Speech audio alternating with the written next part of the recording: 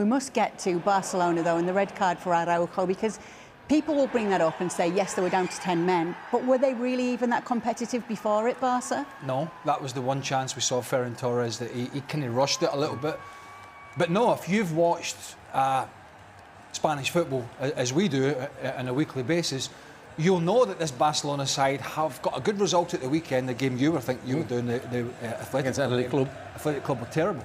But Barca did a job, but they've been severely unconvincing defensively. And what we saw with 11 men was Chelsea able to dominate them before Araujo gets sent off for two stupid decisions. But that's who Barcelona are. And you guys were in Madrid, you were in Spain to watch Real Madrid at the weekend, get a lucky draw against Elche. When you look at how they're playing and how this Barcelona team are playing, if one of these two wins the league, and that's the likely scenario, one of the worst champions in recent history, because they're both terrible. Yeah, Barca can be more exciting going forward, but defensively, again, and we've said it time and time again, they had great success last year domestically, taking all these chances, but they're taking more chances this year defensively. They're squeezing the line in a very poor manner, they're squeezing at the wrong time, and almost every team they play, apart from Athletic Club at the weekend, are causing them problems. So this is who Barca are with 11 men. Don't kid yourself. This game was not about the red card. This was about Chelsea being the better side, and all the problems that Barca have had this season, defensively in particular, coming home to roost. Craig's absolutely right. We've talked about their defensive, how poor they are defensively, and so nothing surprises you what we saw tonight. What did surprise me, when they were 11 versus 11, they didn't really create anything. They didn't dominate the game. The midfield players, Frankie de Jong usually controls the pace of the game. He couldn't do that. Of course, there's no Pedri in the side, but even the front, Lewandowski was hardly involved. Ferran Torres was taken off at half-time, maybe because they were down to 10 men, but he didn't make enough runs. And Lamine was almost non-existent. You know, that's the worst I've seen him play since he's almost had a Barcelona shirt on. Cucurella did a great job against him. I mean, if they lose their impetus going forward, if they lose that ability to be as dynamic as they were last year, and I know Rafinha's been out, and I know he came back, got some game time, I know he's been a big miss. And Pedri, as Robbo mentioned, obviously Pedri and de Jong have been at a great axis in there, controlling games. But if they lose that ability as one of the most exciting, decisive opponents going forward with all the goal threat, if they somehow even lose 20 or 30% of that, they're not going to succeed, because that's what's been holding them up. That's the ballast that they've had for some of the poor defending, was the fact that they've been able to just go and outscore teams. But if they lose that, allied to the problems they've got elsewhere, then they've got problems. Now, they're going to get out of this 36-team group thing. They're going to get out of that. Shouldn't be an issue for them. But what could be an issue, and they're not the only ones, because Real Madrid are very much in this pot going forward if we're looking at La Liga. The issue for them is, where can they put a consistent run of results together like they were able to do last year? Not on what we've seen this season. I think it's very... And Hansi Flick, after the international break, said, don't worry everybody, if we play like how we played against Celta de Vigo in Vigo, we'll be okay. Is he bonkers? Because I watched that game, and he did that game, and they were terrible for 45 minutes. I mean, it was embarrassing. So, you know, they can paper over it all they want. There are some major issues, and we all know where they are in this Barca team. And what worried me today about Barcelona's performance, the game was played maybe another 15% in terms of intensity, the pace of the game, to what they're used to sometimes playing in La Liga. So the likes of Frankie de Jong, the likes of Fermin Lopez, who have been absolutely magnificent in recent weeks going forward, had no impact on the game whatsoever, because the game was being played at too quick a pace. Craig had gone a long time without showing up on ESPN's panel, but he turned up exactly on the day Barcelona got humiliated by Chelsea in the Champions League. And of course, he didn't miss the chance to celebrate. He loves using Barcelona's losses to reinforce his criticism of the team's defensive line. But I disagree with Craig when he says Araujo's red card wasn't that decisive. Yes, Chelsea was already up 1-0 and playing better, but you can't say the match was already decided. Barcelona is one of the best teams in Europe when it comes to comebacks. A 1-0 scoreline in Chelsea's favour was nowhere near safe. Barcelona would very likely have grown back into the game early in the second half. To me, Araujo's sending off was the real turning point. Without it, we would have had an even competitive match. Lamine probably would have grown into the game, and with Rashford coming on, in a more balanced mental context and with 11 men, his impact would have been completely different. Rashford couldn't add anything because the team was already emotionally broken, playing a man down. I genuinely believe that without the red card, the match would have been wide open in the second half, with Barcelona having a real shot at equalising, or even winning.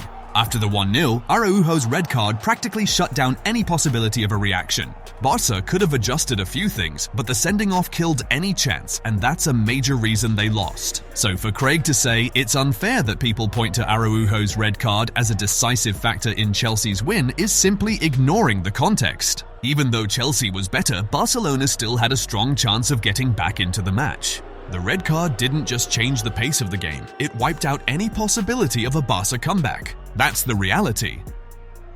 Now, I do agree with Craig when he says Barcelona couldn't play outside their comfort zone against Chelsea's intensity and physicality. From that angle, yes, Barcelona was dominated. Without Pedri to slow the pace and give the midfield control, it became even harder for Barca to keep the ball and organise their play. But even then, it's important to highlight that Chelsea's whole physical, high-intensity approach worked especially well in the second half because Barcelona was already a man down.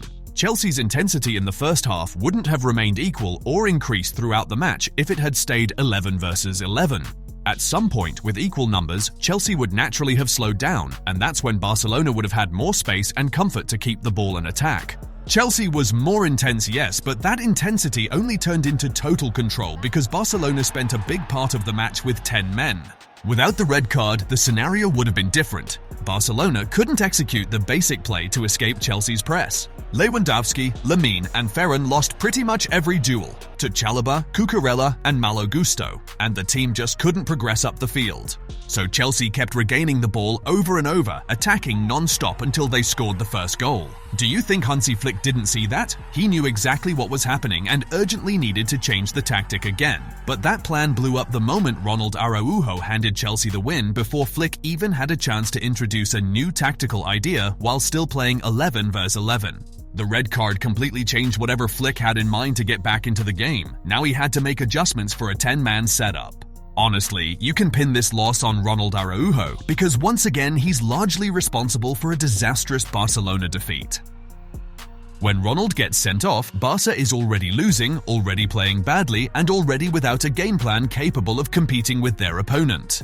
And it's an absolutely unnecessary, avoidable yellow card. A centre-back, even if he's the captain, cannot afford to pick up a yellow for dissent in the first half because a defender will almost always need to commit a tactical foul later. And if it's a dangerous foul in a transition game, and this match was all about transitions, he's going to be sent off. Araujo ended Barcelona's chance of getting back into the match and completely wrecked Flick's initial tactical response to Maresca, who had mirrored his setup. And after that came the entire humiliation, a slow, clueless Barcelona with no idea how to play.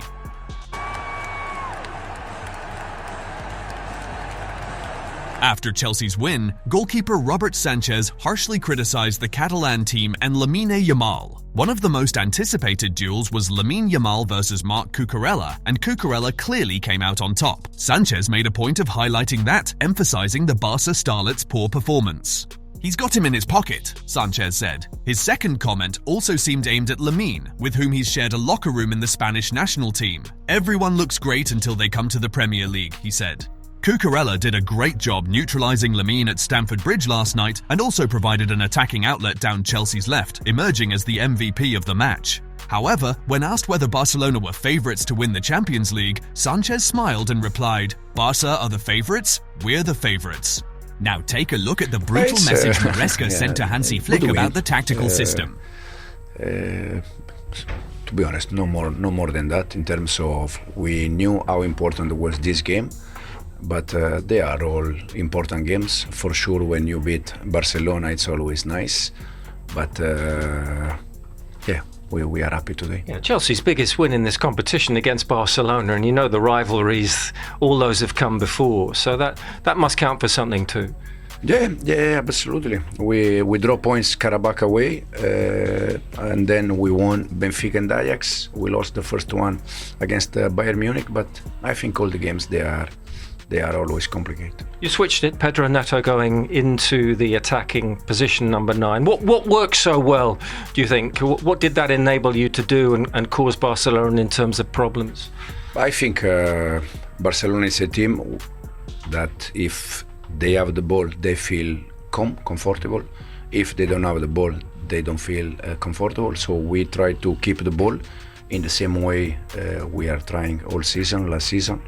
And then even with the 11v11, my feeling was very good because I think the team was playing good. Where do you place it in terms of a team performance? You're the first team to stop Barcelona scoring in 53 games. The defensive part, it's always important. You need the balance. Fortunately, in the last month, we are finishing games with clean sheet already in the Premier League.